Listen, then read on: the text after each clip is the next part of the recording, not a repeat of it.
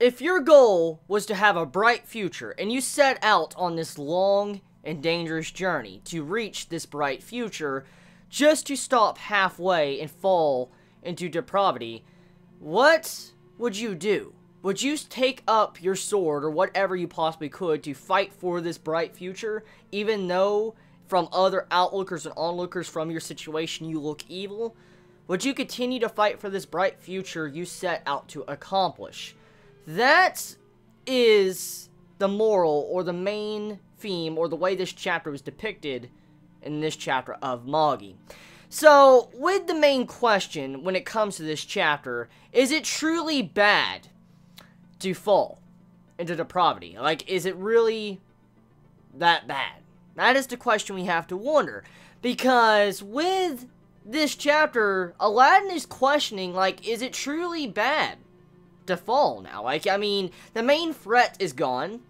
You have it to where Al-Falman, they're pretty much destroyed. The threat of the world being destroyed by the dark spot is gone, and there's not really any magician in the world that can truly destroy the world.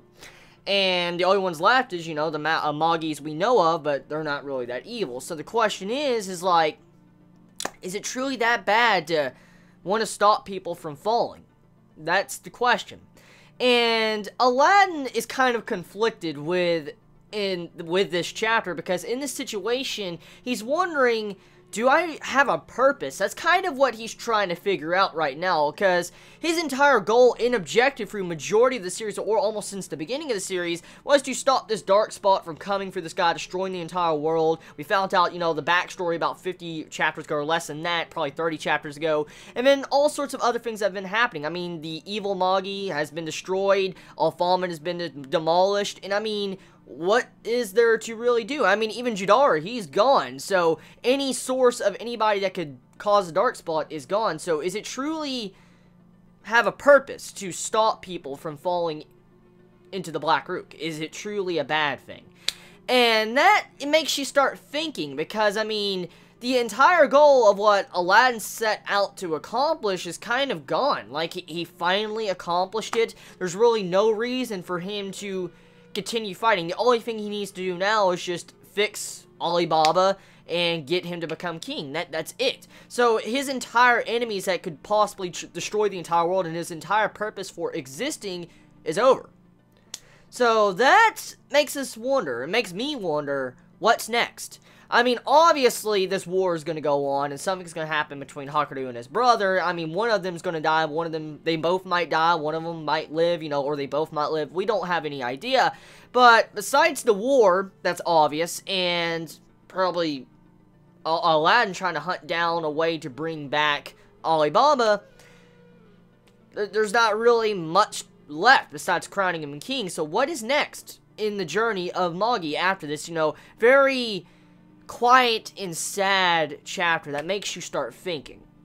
And I think this is why I like Magi so much, because it gives you these type of chapters where you start questioning the very foundation of the series. Not in a bad way, but you're questioning, like, well, what's the purpose now? What do you do now? And that really just goes to serve to add some character development on top of Aladdin when he starts to think about it. And I wonder what direction this is going to take him as he continues down this path, especially with what he has set out with this chapter.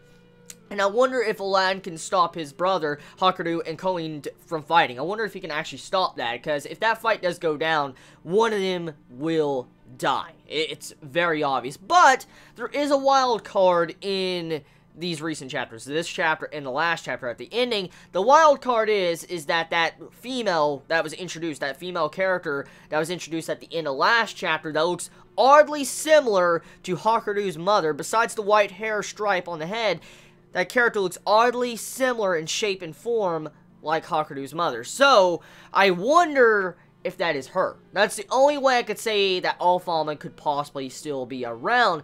But there's something I want to actually mention, because I didn't really put much thought into it until I started thinking about it. But with Judar gone, okay, Judar had a lot of Black Rook with him. He had like a lot of it with him, and he was being powered by it, and then he got sent off into space, and he was just launched. If we think about it, Mogamet was with Judar.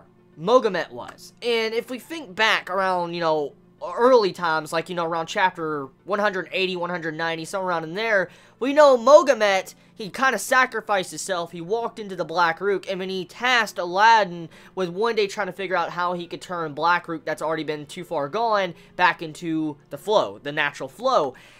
And with Mogamet gone, it's kind of like also that promise is broken. Aladdin doesn't realize that, of course. I highly doubt he really realizes, Mogamet was there. But you gotta think about it. I mean, Mogamet's gone too. He's just sent into space. He's traveling space by himself. So, yeah. It just made me realize that when I was reading this chapter and I reread it again. I'm like, wait a minute. Mogamet was with Judar when he got sent off too. So, yeah. That fucking sucks. That really sucks. So, I don't know. I mean, if Mogamet is off in space with Judar, and Judar's, off in space too with him, I wonder if he is really gone now, if I think about it, because would the mangaka really kind of end that little plot point in the past couple chapters? Because that was a major plot point set up, actually, with Mogamet trying to get, sent back to the natural flow. So, yeah, I just wanted to mention that if you did not realize it, so we'll have to see how that goes. Overall, though, the chapter, once again, another very controversial and sad chapter. That's kind of like the same as last week. It's just, making you think about the very foundation of the series and wondering what is next for our journey. So, yeah, do you feel like Hakudu is going to die? Do you feel like this woman with him is going to be very dangerous, which is kind of obvious she will be, but do you feel like this woman is probably his mother, still alive, or some form of Alphalman still alive? I mean, who do you think that is? Let me know your thoughts. Anyways, you all have a wonderful day or night wherever you live. Please be safe. Chibi out.